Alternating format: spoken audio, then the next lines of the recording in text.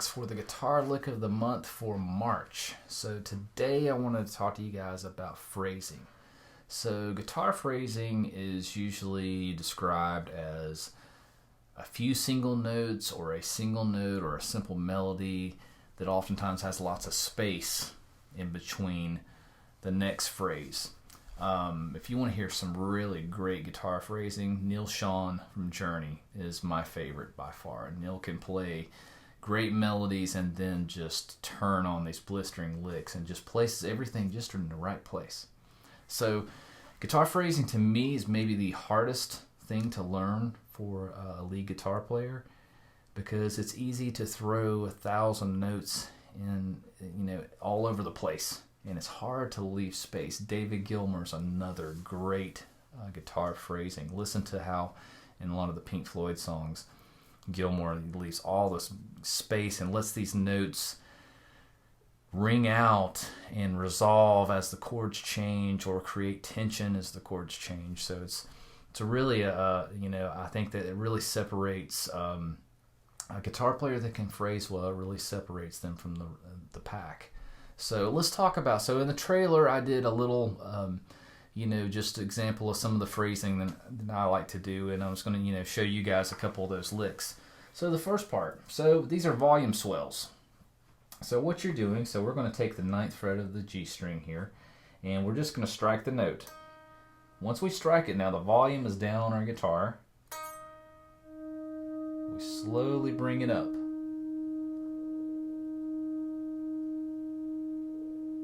Okay. I also like to add some really kind of wide vibrato in that as well. So I'm going to strike the note again.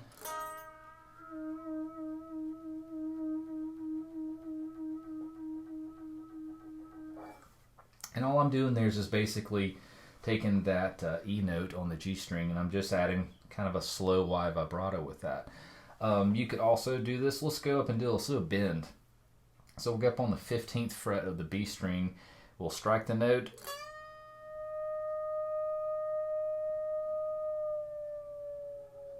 And then you can let the note down, or you could do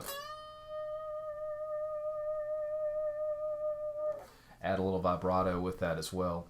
So volume swells, you can be creative with this.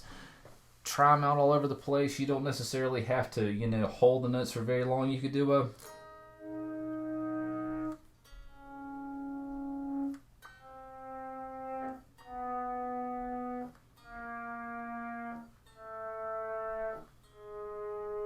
It's almost like a violin type effect. And with that, I'm not necessarily picking the note, I'm just hammering on the note before I let the volume come up. So I hammer on, turn it off.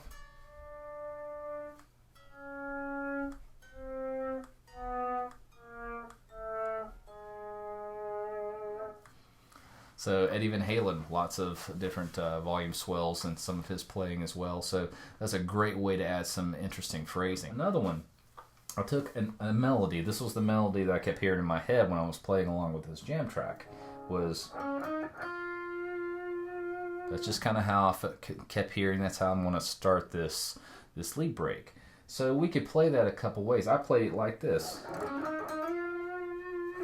So I did a little bit of, kind of really digging in on the first few notes and then sliding into the last note. So I did and then add that kind of wider vibrato. But we could play it just like this. We could go 7 of the G string, 9 of the G string, and then 7 of the B. And we got the same melody. And then we can add a little vibrato there. The slide just adds a little bit more, I don't know, maybe some again, dynamics, maybe just a little emphasis on just making it sound a little different instead of just almost more. I kind of think like how maybe a singer would sing that line, right? So instead of, so all that is just basically pluck on the 7th fret, 9th fret, you're going to play it again, and then slide to the 11th. So it's, now when you pluck that 9th fret for the second time, you're going to slide into the 11th fret. So, and then add some vibrato. Okay. So how could we also, there's another way we could do that exact same lick. We could also do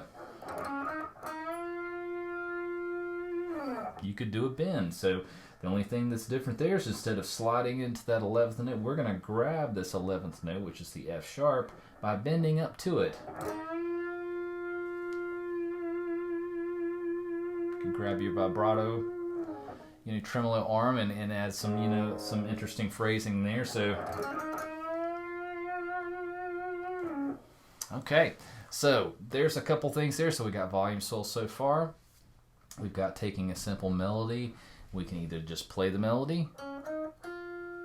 We could play part of the melody, plucking and really, kind of really digging in, and then sliding. Or we can do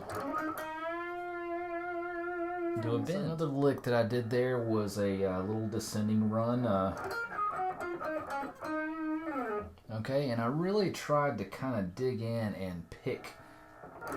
When I pick, I was really kind of digging in there. So now with this, I am picking every note pretty much. Yes, I'm picking every single note there. So that's if you really want to kind of emphasize, almost like just to get your attention a little bit more. So you listen to the difference there if I play it just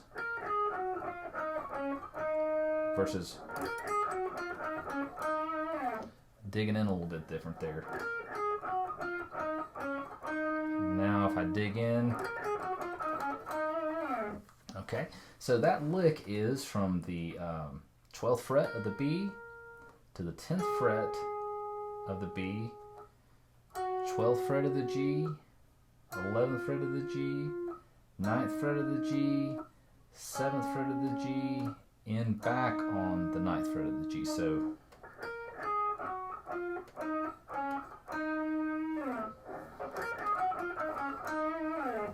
okay, so, and at the very end there, I just added a little, quick vibrato and then just slid out of the note.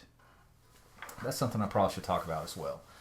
So when is it good to just cut the note off quickly, or sometimes we want to let that note ring and create different tension or resolution within the melody? So if we go,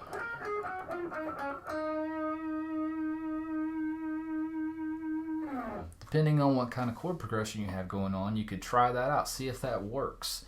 If it's something that basically, if you hold that note too long and it kind of sounds like it doesn't really belong, you can you can cut that note off quick. So one more lick I did out of this was basically a little climb. Now that basically is a lot of times I love guitar leads that build, so they start off with, small phrasing here and there, and then slowly just get a little bit more till it builds up to this really nice, big lead or a big bend of a note, or a big run. So what I did here was I did a little slide. It's all in a pentatonic. This would be the E minor pentatonic. So we're doing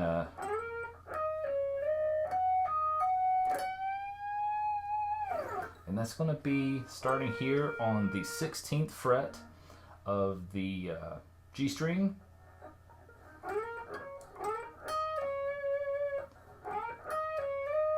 Now we're going to pull off here from the 17 to the 15 on the B. So, and then we're going to slide back to the 17. So this is what we have so far.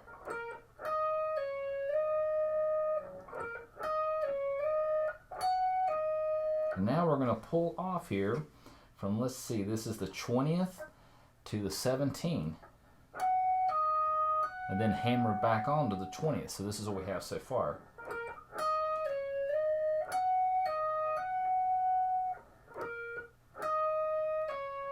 Slide to the 17, play the 20, back to the 17, back to the 20.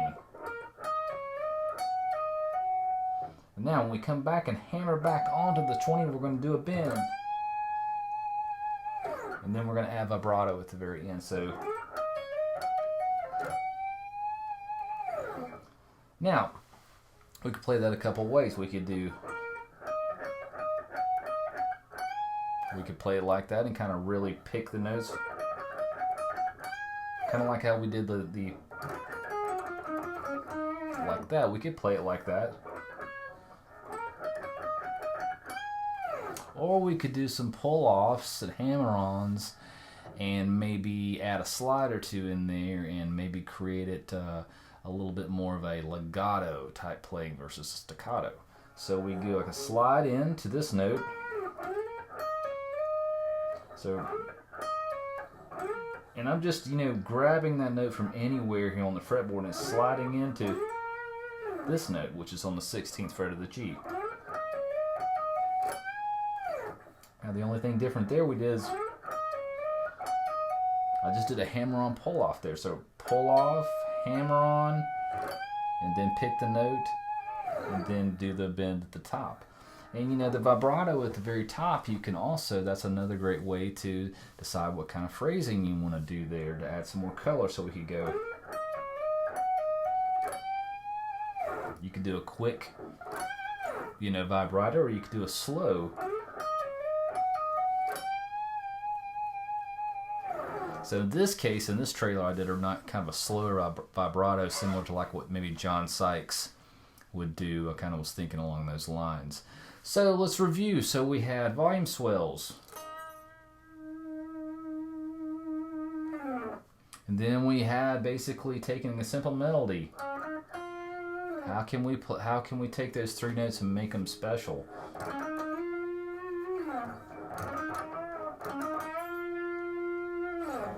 And then we had basically the kind of staccato lick. And then we had this lick that kind of, I call it the building lick, this pentatonic lick.